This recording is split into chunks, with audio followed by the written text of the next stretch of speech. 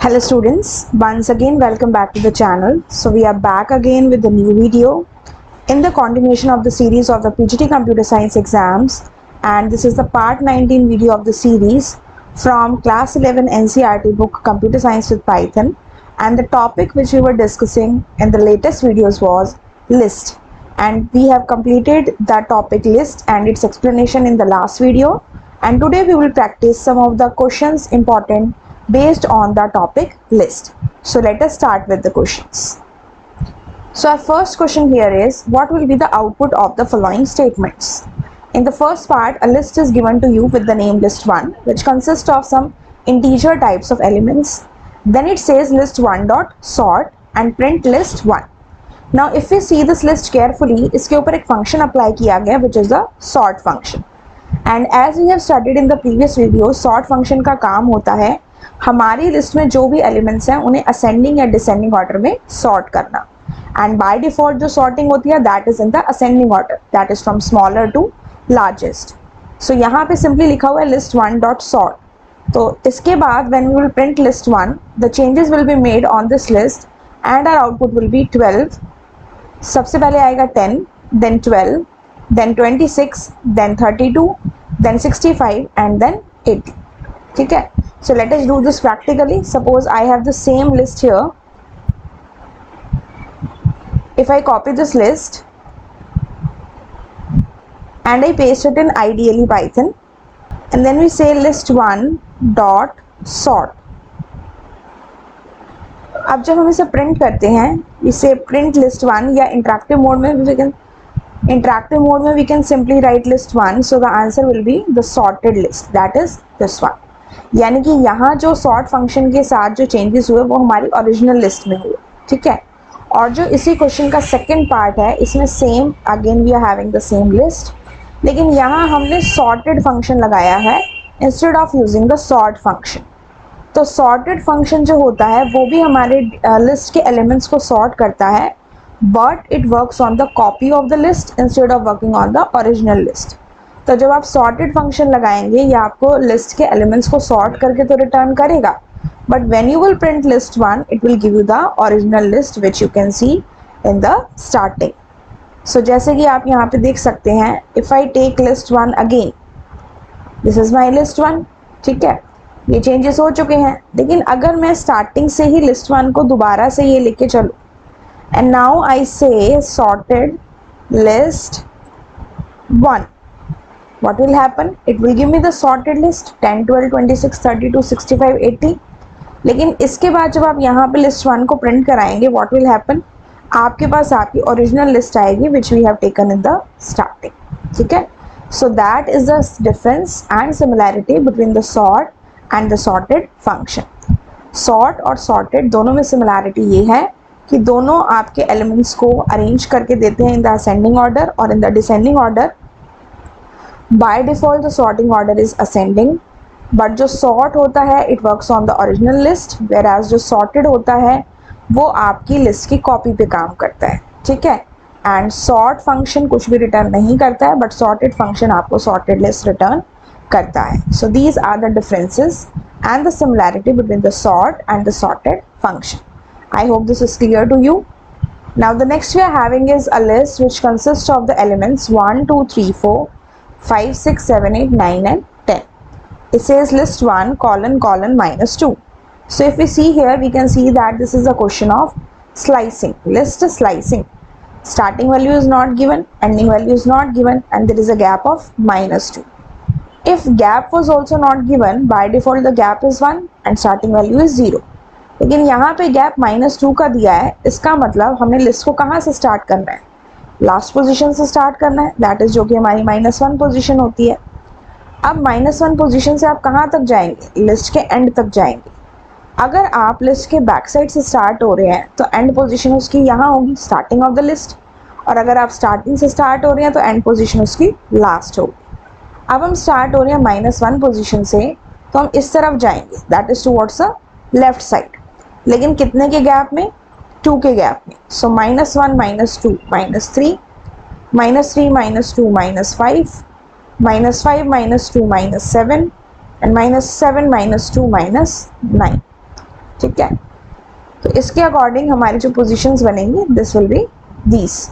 So if I take this list now, suppose I have the list 1 as elements 1 2 3 4 5 6 7 8 9 and 10.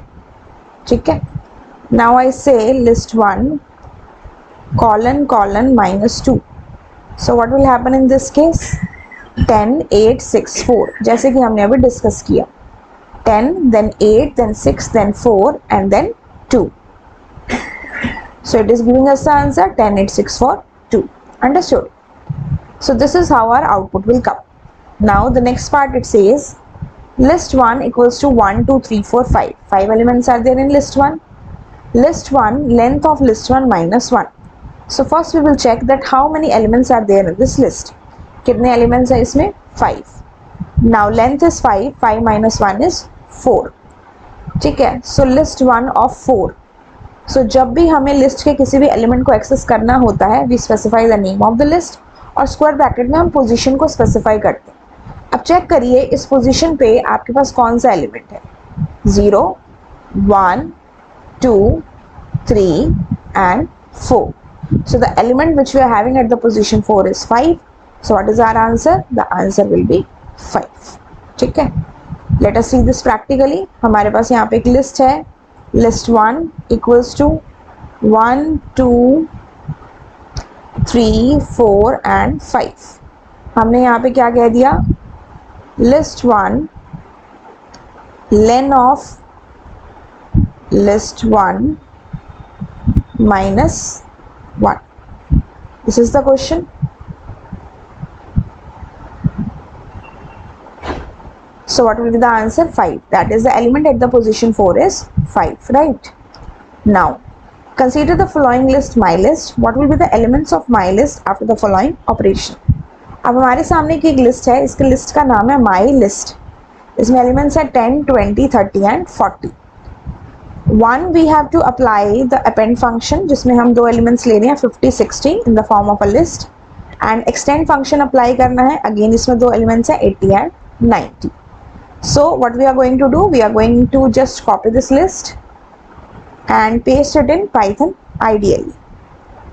हमने यहाँ पे इसे paste किया. अब हमने कहा my list dot append and here we have 50 comma 60. तो जैसे ही हम ये करेंगे what will happen?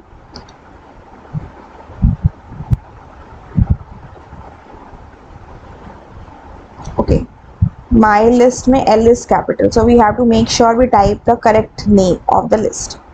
ठीक है, so we are going to copy this and यहाँ पे हमने इसे पेस्ट किया, dot append 50 comma 60. Now what will happen in this case? append function का काम होता है लिस्ट के एंड में एलिमेंट्स को ऐड कराना, लेकिन इस केस में हम क्या कर सकते हैं?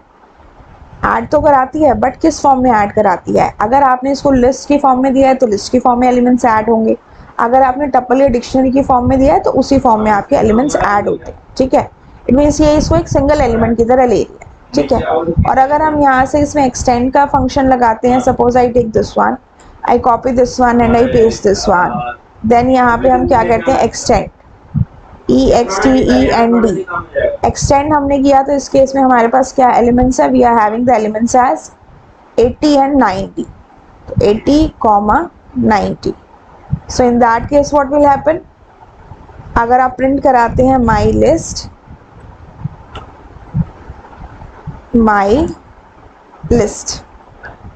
तो what will happen?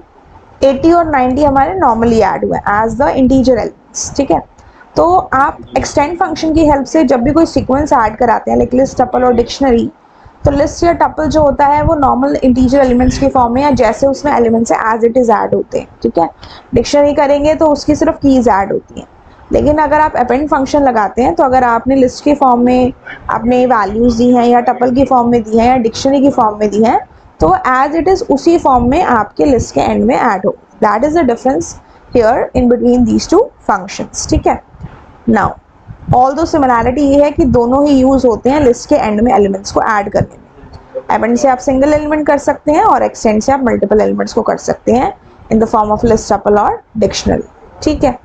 Now the third question, what will be the output of the following code segment? My list equals to this list. One list is given to you, so let us first copy this list here. हमने इस list को copy किया और हमने जाके इसे Python IDLE में paste कर दिया. ठीक है. अब it says for i in range 0 to length of my list. So in this case you can see here 1 2 3 4 5 6 7 8 9 10. So length here is 10. So for I in range 0, 10, it means starting value is 0 and the ending value will be 9. Because range function के according हमारा control variable एक value कम लेता है जितनी हमारी ending value होती है उससे. तो 0 to 9. Now it says if I modulus 2 equals to 0. If I modulus 2 equals to 0 है तो print my list of I. तो हमारी I की वैल्यू कहाँ से स्टार्ट हो रही है? 0 से. अगर हम 0 को 2 से डिवाइड करें तो क्या हमारा रिमाइंडर 0 आएगा? Yes, remainder is 0. तो उस केस में हमें क्या प्रिंट कराना है? माई लिस्ट ऑफ 0, यानी कि हमारी लिस्ट की 0th पोजीशन पे जो एलिमेंट है वो प्रिंट कराना है, which is 1. Then next value for i is 1. i की वैल्यू कहाँ से स्टार्ट हो रही है? 0. 0 से कहाँ तक जाएगी? 9 तक जाएगी. तो 0 पे हमारा आंसर आया प्रिंट करके 1 और 1 पे जाते हैं. क्या 1 मॉडुलस 2 इक्वल्स टू 0 है? अगर आप 1 को 2 से डिवाइड करें तो क्या आपका रिमाइंडर 0 आएगा? नहीं आएगा. तो फिर क्या उस केस में प्रिंट स्टेटमेंट एग्जीक्यूट होगी? नहीं होगी. तो इस केस में 1 का 1 ही रहेगा, कुछ भी आउटपुट में उसके बाद नहीं आएगा. ठीक है. फिर उसके बाद i की वैल्यू आपकी हो गई 2. तो 2 वैल्यू पे इसने चेक किया 2 मॉडुलस 2 इक्वल्स टू 0. 2 को 2 से डिवाइड करें तो रिमाइंडर हमारा कितना है? 0 आ रहा है. यस. तो प्रिंट माई लिस्ट ऑफ 2. तो 0 1 2 2 पोजीशन पे what we are having is 3. तो what will be printed? 3 will be printed. तो ऐसे करते हुए हमारे पास जो 2 से डिवाइड होंगी वैल्यूज, कहाँ कहाँ पे रिमाइंडर 0 आएगा? जहाँ आई की वैल्यू 0 है, जहाँ आई की वैल्यू 2 है, देन 4 पे, देन 6 पे, देन 8 पे, क्योंकि लास्ट वैल्यू हमारी कितनी है? 9 है. तो 0 से 9 के बीच तक अगर हम करें तो हमारी वैल्यूज क्या क्या बनती है? 0 2 4 6 एंड 8. ठीक है. 1 2 3 4 5. अब इन पोजीशन पे जो एलिमेंट्स हैं वो प्रिंट होंगे. 0 पे 1 है, 2 पे 3 है, 4 पे 5 है, 6 पे 7 है और आपका 8 पे क्या है? 9 है. तो 1 3 5 7 9. और प्रिंट स्टेटमेंट हमें जो आउटपुट देती है वो हमेशा नेक्स्ट लाइन में देती है. तो हमारा आउटपुट क्या आ जाएगा? 1 3 5 7 9. ठीक है. अब हम इसको प्रैक्टिकली एग्जीक्यूट करते हैं. यहाँ से हम इस कोड को कॉपी कर लेते हैं. ठीक है. पाइथन में जाएंगे and then we are going to paste it. Okay. So it says for i in range 0 to length of my list. If i modulus 2 equals to 0, print my list of i. So in this case our output will be 1 3 5 7 9. I hope this is clear now. ठीक है. Now the next question is question number 4. What will be the output of the following code segment? ठीक है. My list is 10 elements are there in the list. Del my list 3. तो अगर हम इसको execute करें तो 3 is what? 3 is my position. तो starting position is 3, ending position is not given, यानी कि हमें लिस्ट के लास्ट एलिमेंट तक जाना है. चेक करेंगे 3 पोजीशन पे कौन सा एलिमेंट है. This is 0, this is 1, this is 2 and this is 3. तो 3 पोजीशन पे हमारे पास एलिमेंट 4 है. तो यहाँ से लेके यहाँ तक 3 पोजीशन से लेके हमारी लास्ट पोजीशन जो कि हमारी पोजीशन नंबर 9 है, यहाँ तक हमें क्या करना है? डेल स्टेटमेंट लगी हुई है इसके आगे. तो we need to delete the elements at those position, that is from position number 3 to position number 9. And उसके बाद हमें माई लिस्ट को प्रिंट कराना है. तो इनको डिलीट करने के बाद हमारे पास क्या एलिमेंट्स बचे? We are left with 1 2 and 3. So our answer will be 1 2 and 3. Let us execute this practically. Okay. Now we are going to just copy this list. ठीक है. अब हमने यहाँ से क्या किया? Now we are going to run this and multiple statements. Okay. हमने कहा डेल माई लिस्ट और 3, ठीक है, print my list. As soon as we do this what will happen, 1 2 3 आपका आउटपुट आ जाएगा, ठीक है। So next question is my list, again the same list is given to you. अब डेल माई लिस्ट कॉलन 5, तो same del statement लगी हुई है, तो डेल स्टेटमेंट का काम होता है जो भी पोजीशंस आपको प्रोवाइडेड है उस पोजीशन के एलिमेंट्स को डिलीट करना। अगर कोई पोजीशन प्रोवाइडेड नहीं है तो ये आपकी पूरी लिस्ट को डिलीट कर देता है। तो यहाँ पे starting position is not given, तो बाय डिफॉल्ट हम उसे क्या लेते हैं 0, एंडिंग पोजीशन इज 5, तो एंडिंग पोजीशन से एक कम लेके चलना है, दैट इज 4, तो 0 1 2 3 एंड 4, ठीक है। तो इस केस में क्या होगा आपका 0 से लेके 4 पोजीशन तक जितने भी एलिमेंट्स हैं that will be deleted from the list, ये सारे हमारे क्या हो जाएंगे डिलीट, एंड हमारे पास लिस्ट में क्या बचेगा 6 7 8 9 10, ठीक है। So this will be our answer. अब हमारे पास लिस्ट तो सेम है ही, हम सिर्फ यहाँ पे डेल स्टेटमेंट को चेंज करके चीज को चेक कर सकते हैं, कॉलन 5, ठीक है। अब हमने ये कर दिया, देन सिंपली हम इसे प्रिंट करके चेक कर लेते हैं हमारे पास क्या बचा। ओके, एक्चुअली क्या था, ऑलरेडी जब आप ये ऑपरेशन कर चुके हैं और उसके बाद आप ये ऑपरेशन करते हैं, क्योंकि अब आपकी लिस्ट में क्या है 1 2 3 है, फिर आपने कहा कि 5 से पहले वाली जो पोजीशंस है उनको डिलीट कर दो, तो इसके लिए तो 0 1 2 है, ये डिलीट कर देगा। लेकिन फिर ये ऑपरेशन करने के लिए हमें क्या करना पड़ेगा, इनिशियल लिस्ट को दोबारा से लेना पड़ेगा, and then we have to apply the statement that is del my list और कॉलन इज 5। अब हम यहाँ से क्या करेंगे, इसको चेक करेंगे लिस्ट को, then it will give us the answer है 6 7 8 9 10, ठीक है। Next is my list is 1 2 3 1 to 10, again the same list, colon colon 2। तो यहाँ पे अब हम क्या करते हैं, इस लिस्ट को दोबारा से लेते हैं, just copy this and paste this, और यहाँ पे हमने कहा del my list colon colon 2। So in this case what will happen, starting position तो हमें दी नहीं हुई, एंडिंग पोजीशन भी नहीं दी हुई, तो स्टार्टिंग पोजीशन 0 मान के चलेगा, एंडिंग पोजीशन आपकी लास्ट वाली होगी, लेकिन 2 का गैप है, तो 0 + 2 पोजीशन 2, 2 + 2 पोजीशन 4, 4 + 2 पोजीशन 6, 6 + 2 पोजीशन 8, ठीक है। तो इन पोजीशंस पे जो जो एलिमेंट्स हैं वो हमारे क्या हो जाएंगे, डिलीट हो जाएंगे। तो हमारे पास डिलीट हुआ 1 3 5 7 एंड 9, तो क्या बचा, क्या लिस्ट में क्या बचा 2 4 6 8 एंड 10। तो यहाँ से आप इसे चेक कर सकते हो, हमने यहाँ से माई लिस्ट को प्रिंट कराया, तो we are left with 2 4 6 8 and 10। This is how our output of the question will come, ठीक है। इस तरह से हम स्लाइसिंग करके आउटपुट क्वेश्चंस को फाइंड आउट कर सकते हैं। Now question number 5 is differentiate between append and extend function of the list. तो इसके बारे में हमने क्या पढ़ा था, अपेंड फंक्शन और एक्सटेंड फंक्शन। अभी हमने इसका एक एग्जाम्पल भी किया था। अपेंड फंक्शन की हेल्प से हम अपनी लिस्ट में सिंगल एलिमेंट को ऐड कर सकते हैं, और एक्सटेंड फंक्शन की हेल्प से हम एक से ज़्यादा एलिमेंट को ऐड कर सकते हैं at the end of the list. Extend function में हमारा एलिमेंट सिर्फ एक सीक्वेंस की फॉर्म में जा सकता है, which can be a list, tuple और अ डिक्शनरी। फॉर एग्जाम्पल, अगर आप लिस्ट लेते हैं, सपोज आपने L1 ली which consist of the elements 1 2 and 3, ठीक है। अब मैं कहूँ L1 dot append 4, single element को ये नॉर्मली ले लेगा, चाहे वो किसी भी टाइप का हो, इस तरह से।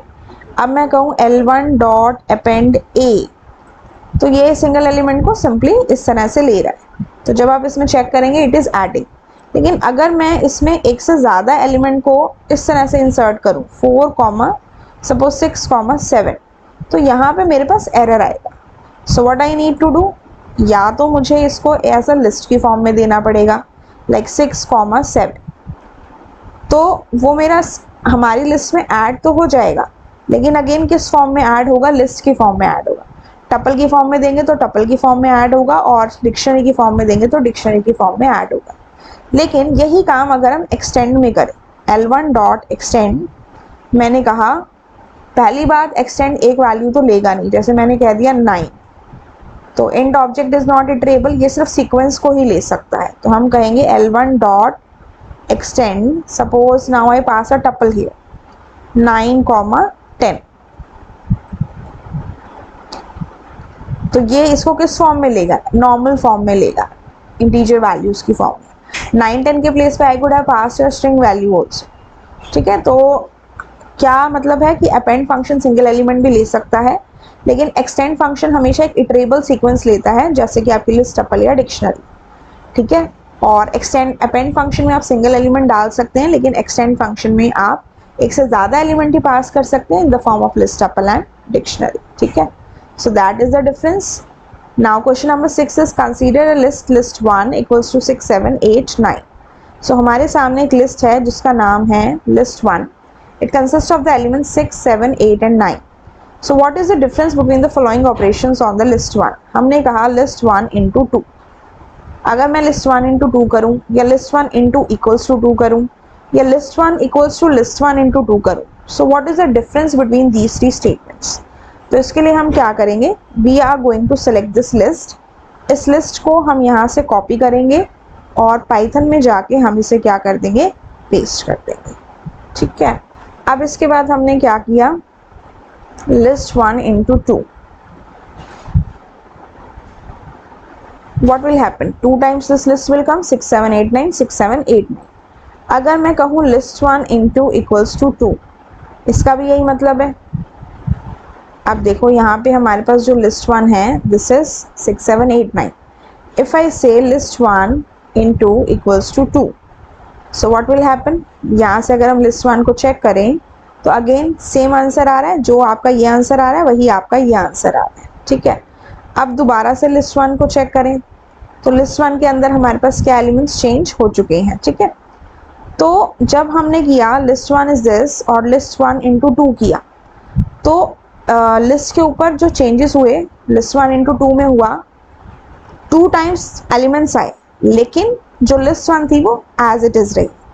फिर जब हमने list 1 is equal to list 1 into 2 किया, यानी कि ये काम किया, this list 1 into is equal to 2, तो हमने जो 2 टाइम्स एलिमेंट्स आए उसको लिस्ट 1 को असाइन कर दिया, यानी कि अब लिस्ट 1 में जो पहले ये एलिमेंट्स थे अब वो चेंज हो गए, उसमें हमारे पास ये एलिमेंट्स हो चुके हैं, विच यू कैन सी हियर। ये लिस्ट 1 है जिसमें हमारे पास 2 बार लिस्ट के एलिमेंट्स हैं, ठीक है। अब हमारी लिस्ट 1 ये है। चलिए अब हम दोबारा से इसको ले लेते हैं एज लिस्ट 1। हमने कहा list 1 is equal to this, ठीक है। तो इस केस में क्या होगा, यहाँ पे हमने कहा list 1 is equal to list 1 into 2, list 1 is this, हमने कहा लिस्ट 1 इंटू 2, तो क्या होगा, 2 टाइम्स एलिमेंट्स विल कम। अब यहाँ से आप लिस्ट 1 को दोबारा चेक करो तो लिस्ट 1 हमारी एज इट इज आएगी, ठीक है। तो इस केस में हमने क्या कहा, ओके जस्ट अ सेकेंड, हमें यहाँ लिखना है list 1 is equal to list 1 into 2। अब अगर हम यहाँ से लिस्ट 1 को चेक करते हैं, 2 टाइम्स एलिमेंट्स विल कम, दोबारा से लिस्ट 1 को चेक करेंगे तो 2 टाइम्स एलिमेंट्स विल कम। तो इससे हमने क्या समझा कि ये जो हमारे पास 2 स्टेटमेंट्स हैं, ये वाली बी और सी, इसमें क्या हो रहा है कि जब हमारी लिस्ट 2 से मल्टीप्लाई हो रही है, यानी कि एलिमेंट्स डबल हो रहे हैं, तो उस लिस्ट को दोबारा से असाइन हो रहे हैं, यानी कि लिस्ट में चेंजेस हो रहे हैं। लेकिन जब हम सिंपली कर रहे हैं लिस्ट 1 इंटू 2, उस केस में वो रेप्लीकेट तो हो रहे हैं एलिमेंट्स, लेकिन वो दोबारा से लिस्ट को असाइन नहीं हो रहे। इट मीन्स अगर आप लिस्ट 1 चेक करेंगे तो ओरिजिनली वो आपको 6 7 8 9 ही दिखाएगी। That is the difference between this different operations on the list, ठीक है। So this was all about the question. Now we move to question number 7. Question number 7 क्या है? The record of a student, name, roll number, marks in 5 subjects and the percentage of the marks is stored in the following list. एक list है हमारे पास जिसका नाम है ST record, means student record. इसमें name है, roll number है, then marks हैं लिस्ट की फॉर्म में, यानी कि एक nested लिस्ट हो गई, 5 सब्जेक्ट्स के मार्क्स हैं और उसकी परसेंटेज है। अब ये जो लिस्ट है इसके थ्रू हमें पाइथन की स्टेटमेंट्स लिखनी है ताकि हम इस लिस्ट में से इंफॉर्मेशन को रिट्रीव कर सकें। यहाँ से हमने क्या किया, इसको कॉपी किया लिस्ट को, और यहाँ पे हमने जाके इसे क्या कर दिया, पेस्ट कर दिया।